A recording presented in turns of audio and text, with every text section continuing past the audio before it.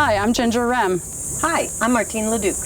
We're at Boyd Hill Nature Preserve, and this is All About Water. We're here at Boyd Hill Nature Preserve, and we are going to check another body of water for the dissolved oxygen level. We're going to predict first if we think the level will be high or low or in the middle, and then we'll do our water test and we'll find out if we're right. We need to remember that the things that increase the oxygen level is the atmosphere, air from up here getting into the water through waves or waterfalls, and also photosynthesis, the plants underwater getting sunlight and creating oxygen.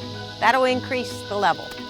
Down here I see that the water's really clear, so sunlight's getting through it. It's under an oak tree, so it might be kind of shady. This is also a body of water that it dries up during the dry season. So it's not always here, but it is here most of the year.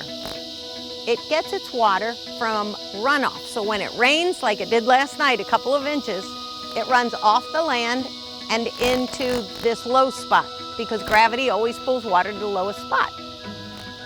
It will carry with it some fertilizer, and we know that can decrease the oxygen level if too much algae, and we get an algae bloom from the fertilizer.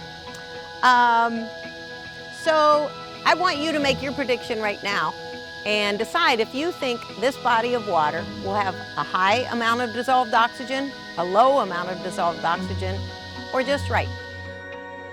So let's take our water sample. Remember, we have to hold our cup upside down in the underwater, let it fill, and screw the lid on while it's underwater. I can tell already this water is chilly. It's a little bit cooler, and remember, the cooler the water, the more oxygen it can hold. All right, let's check this body of water. It is ephemeral, so it's not here all year long. Generally, in the dry season, it'll dry up. First, we need the water's temperature. And as I said, I think it feels cooler anyway, so cooler water will hold more oxygen than really warm water. So let's see. Let's check. We've got 28 degrees Celsius, which is 82.3 in Fahrenheit. So it is a little bit cooler than the other bodies of water that we tested. Now we'll fill our vial, holding it upside down, turning it right side up. Make sure it's all the way to the top. Then we need to add our 2 dissolved oxygen tablets. We'll screw the lid on, and we're going to invert this for 4 minutes. All right, that's been 4 minutes. Now we're going to let it sit for 5 more minutes before we check the color with our chart.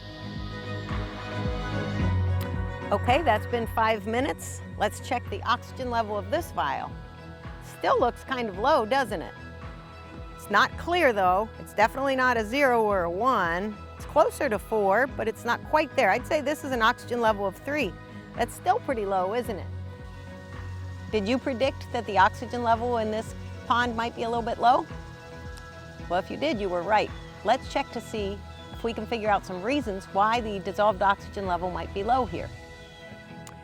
Let's look at this body of water. I noticed there are some underwater plants, and those should create photosynthesis and create oxygen in the water, right?